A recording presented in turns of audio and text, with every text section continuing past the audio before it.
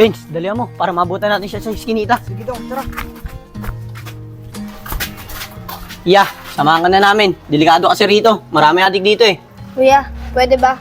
Huwag niyo po akong akbayan. Nakakabastos po kasi. Tsaka di naman po kita kilala. Ano ka ba? Okay lang yan. Ako nga pala si Badong. Ito nga pala si Arbenz. Simula ngayon, kaibigan ka na namin. Pasensya na. Hindi kasi ako nakikipagkaibigan kasi hindi ko pa lubos nakakilala. Sige na, dito na ako. Huwag niyo na ako sundan. Benz, yun pa naman ang mga gusto ko. Mga pakipot.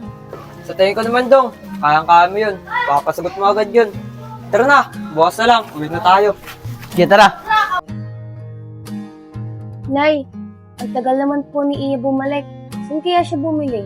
At hanggang ngayon wala pa siya. Kaya nga anak eh. Sige, naiwan mo na kita dyan. Susundan ko lang yung kapatid mo. Sige po, Nay. Dito lang po ako. Oo anak, andyan ka na pala. Bakit ang tagal mong bumalik? Eh, Nay, ang dami po kasing bumibili. Kaya natagalan po ako. Nay, oh, ito na po yung bigas. Sige na, pumasok ka na sa loob. Magsasaing na ako. Baka dumating na yung tatay niya. Kasinggero pala tong pinsan ng asawa ko. Pero hayaan mo na. Mahalaga, pinatitiran kami.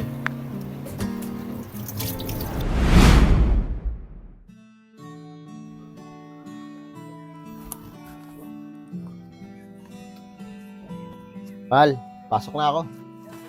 Ito mahal. Nandiyan na yung baon mo. Nandiyan na rin yung mga gamit mo. Nga pala, mamaya mag-e-enroll si Iya dun sa school na lilipatan niya. Kasi sayang naman, di ba? Graduating na siya. Ganun ba, mahal? O sige na, papasok na ako. Baka malate pa kasi ako eh. Sige mahal, mag-ingat ka. Sige.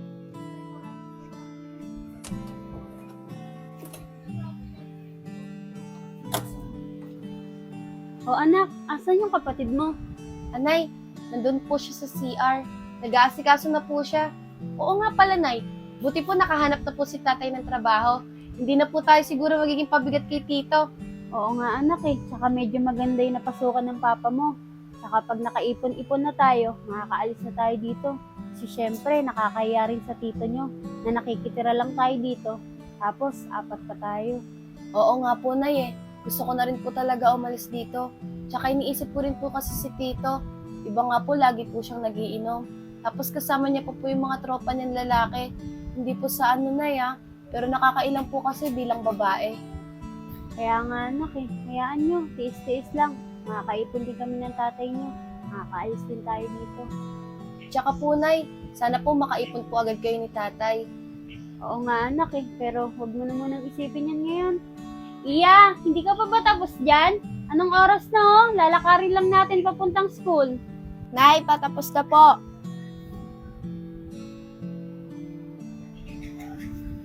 Tara na po, Nay. Sige anak, tara na.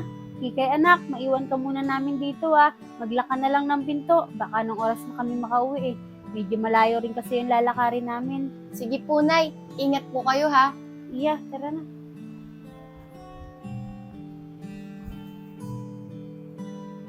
Kasing nakalaan si Aaron. Ito kasi si Badong eh, laging maaga magyaya. Bakit? Ayaw nyo ba?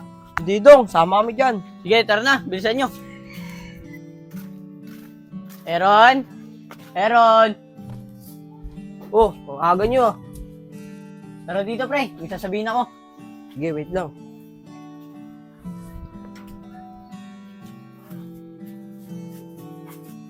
Sabi sasabihin nyo. Tara, pre. Inom tayo. Sagot ko. Umala, aga mo magaya. Kakagising ko nga lang eh. Di pa ako nag-almusal. Sige, akong bahala. Kain muna tayo bago tayo mag-inom. Diyan tayo sa inyo. Sige tara, pasok na kayo. Benzo, bili ka muna ng mga kain natin doon. Sige. Sige na, tagay na. Last shot na yan, no? Oh, lasingin naman si paring Aaron, no? Hindi na talaga mag-inom. Kaya nga eh.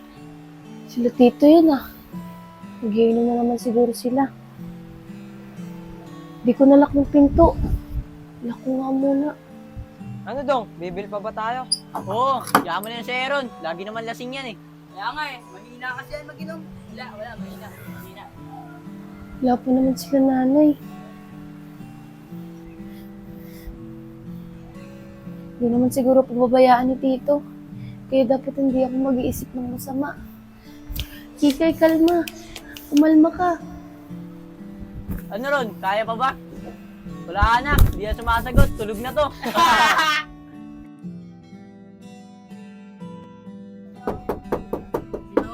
Tao po. Tao po. Ayan na. Tao po. Ayan na. Tao po. Tao po. Tao po. Oh anak, anong ginagawa mo? Bakit may hawak kang martilyo? Nay, kayo po pala yan. Ano ba nangyari sa'yo? Halika nga dito, umupo tayo para makausap kita. Anak, Iya, isarado mo nga muna yung pinto. Sige po, Nay.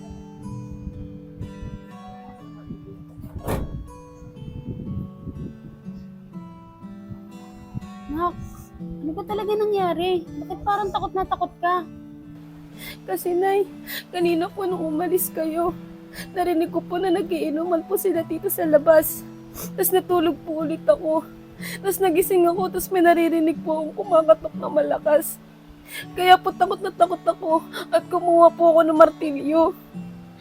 Eh anak, ako yung katok ng katok eh. Ang tagal mo kasing magising, kaya nilakasan ko na lang. Ikaw kasi ate, kung ano-ano iniisip mo. Kaya ayan, kung ano-ano pumapasok sa isip mo. Iya, Nay, pasensya na po kayo ah. Nadala lang po siguro ako ng takot.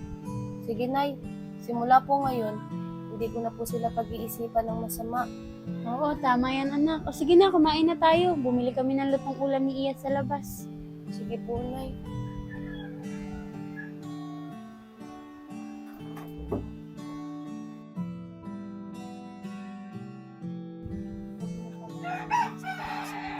Wala na palang gas. Lutong ulam na lang siguro yung ulamin namin. Iya, anak! Iya? Iya, bumili ka nga muna ng lutong ulam dun sa kanto. Naubusan kasi tayo ng gasol eh. Sige po, Nay. Oh, umuwi ka kagad ah, para makakain na tayo. Oh anak, kamusta ka na? Okay ka lang ba? Opo, Nay. Okay na po ako. Hindi na po ako mag-iisip ng masama para hindi na po maulit yung nangyari kahapon. Tama yan anak, para hindi rin tayo naiilang dito. Sige na, mag-aaskaso na muna ako ng pagkain natin para pagdating ni Iya, kakain na lang tayo. Sige po, Nay. Benz, ayun si Iyo. Sundan natin. Sige, tara.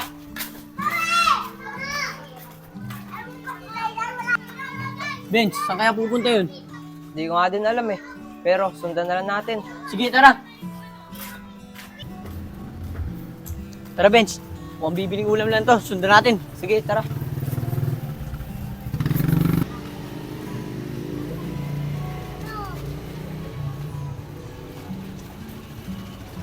Benz, oo nga. Sigurado ko bibili ng ulam to.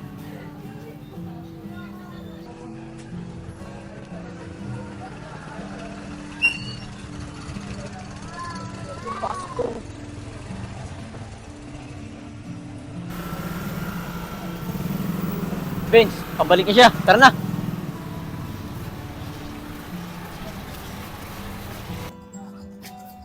Benz, tara. Dito muna tayo magtago. Sige.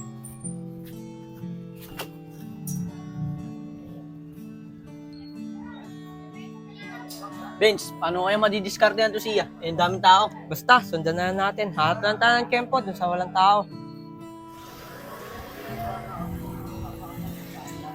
Benz, tara na. Ang layo na niya. Tara.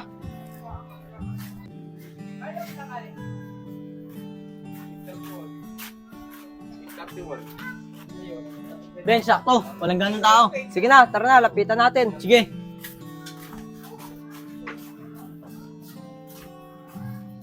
Yeah, saan galing? Dapat sinama mo kami.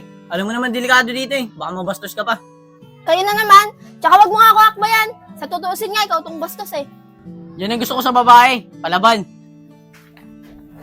Huwag kang mag-alala. Bibigay ko sa'yo lahat ng gusto mo. Napakabastos mo talaga. Tandaan mo tong ginawa mong pambabastos sa akin. Makakarating to kay tito, pati na rin kay tatay. Subukan mo magsumbong. Isa sa pamilya mo mawawala. Bitawan mo ako. Tandaan mo yung sinasabi ko sa'yo ha. Arbenz, tara na.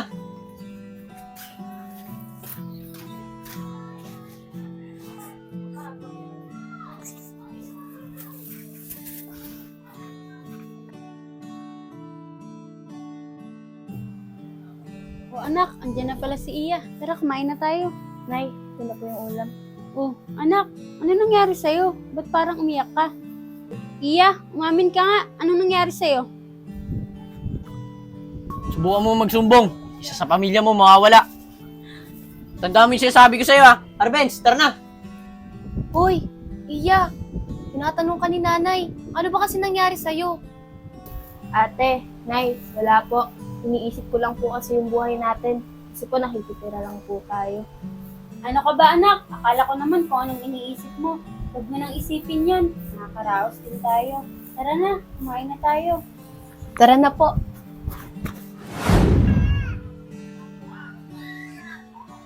Pre, di talaga ako mapakali. Doon sa ginawa mo sa pamangkin ni Aaron. Bakit? Natatakot ka ba? Kung sakaling magsumbong yung kay Aaron, di kita idadamay. Di naman sa natakot, pre.